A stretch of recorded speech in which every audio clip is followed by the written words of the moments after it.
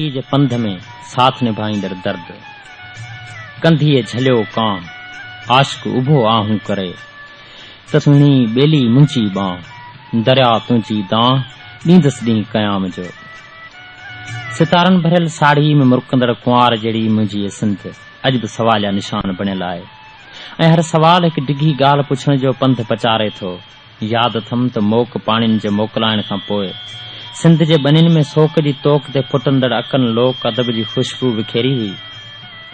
त मुंद खरे कोन ठरे वरहे खरे वाह करे यार खरे गिला करे ज़मीन खरे अक करे ऐं पोइ पाणी जी अनार सभु बनियूं खरंदियूं रहियूं ऐं अक लाडलिन जी सूंह जियां नक फुलियूं पाईंदा रहिया। ऐं ईअं दर्दन जे पंध जा असीं मुसाफ़िर तक़दीर जे तक़ाज़ाउनि खे ॾिसंदे ॾिसंदे चपन जे चोले ते माठ जा मणिया ताके वक़्त जे वीरान ॻोठनि में हयाती जे पखे हेठि ज़िंदगी जे झरोकनि मां वींदड़ ख़ुशियुनि खे अलविदा ऐं ईंदड़ दर्दनि खे भलीकार चवंदा रहियासीं। अचो सूरन वारियूं करियूं सूर पचार किनी थोरा किन घणा मूंखे सूर हज़ार ॾिना जे ॾातार मूं झोली पाए झलिया। दर्दन जूं झोलियूं भरींदड़ मुंहिंजा चप अॼु बि इहो चवनि था त पननि ते लफ़्ज़नि जा खेट आबाद कंदड़ मुंहिंजी सोचूं या त कुंवारी कच्छ ते छुलकंदड़ गागर बणिजी वयूं आहिनि या त दुनिया जे रूह जूं राज़दारियूं रस्मुनि जे रोलाकिन में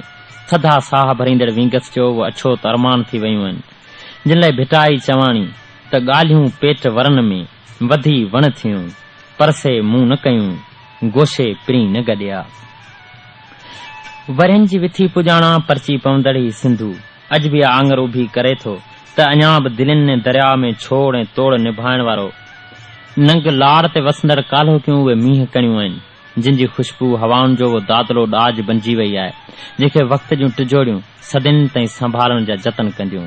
विसारण इहो बि न घुर्जे बशीर त कंहिंखां एतिरो बि न रुसी वञिजे जो परचाइण लाइ पांध पखेड़ींदड़ प्यार जा उहे प्यारा माण्हू परचाईंदे परचाईंदे परचण तां नाराज़ थी रुसी वञनि ऐं कंहिंसां अहिड़ो बि न परचजे जो परचाइण खां पोइ परचाईंदड़ पछताव जे पांध में गणतियुनि जूं ॻंढियूं ॿधी ॿधी थकिजी पवे।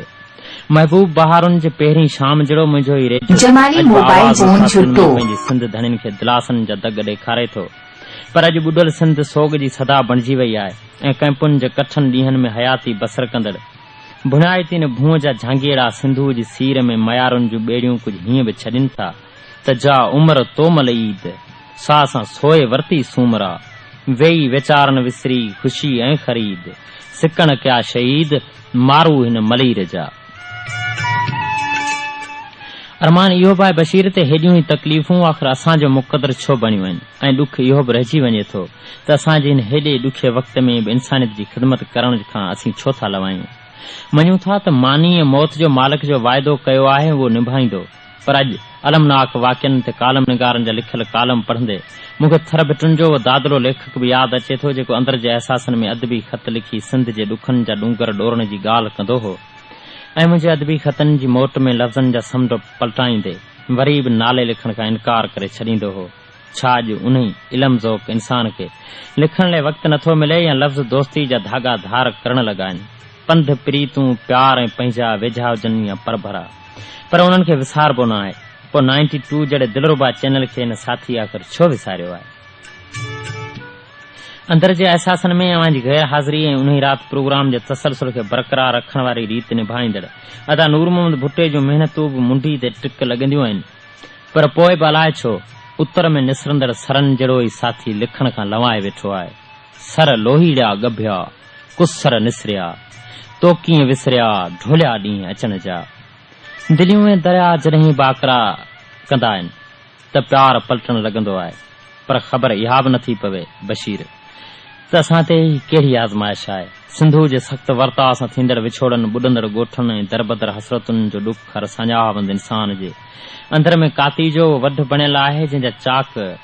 हाणे हयाती जो सॼो पंध घुरनि था ऐं एॾा दर्द मिटी मुठ मां ठहियल पाण माण्हुनि खां कोन साहिबा बशीर। तंहिं करे अचो त गॾिजी अमन जी दुआ घुरूं त शाल सिंधू पंहिंजी सणाई वाट वठे ऐं खुली फिज़ा हेठि वेठल असांजा धरती धणी पंहिंजनि मागनि ॾांहुं मोटी वञनि जिते अञा बि ओटुनि जी ओट में के नोट घोरबा का मेहंदी रचाए बि के गाना ॿधबा ऐं के मोर मुख सिंगारींदे गीचनि जे गिराठियुनि में साभियाउनि जी सूंह बख़्शींदा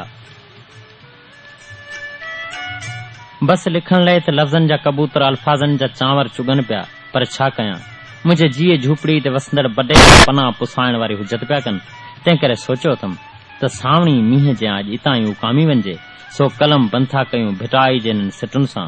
त वरी वरंदा वाह, वरी वसंदा मींहं, सजण मिलंदा सजणे नवां थींदा नींहं,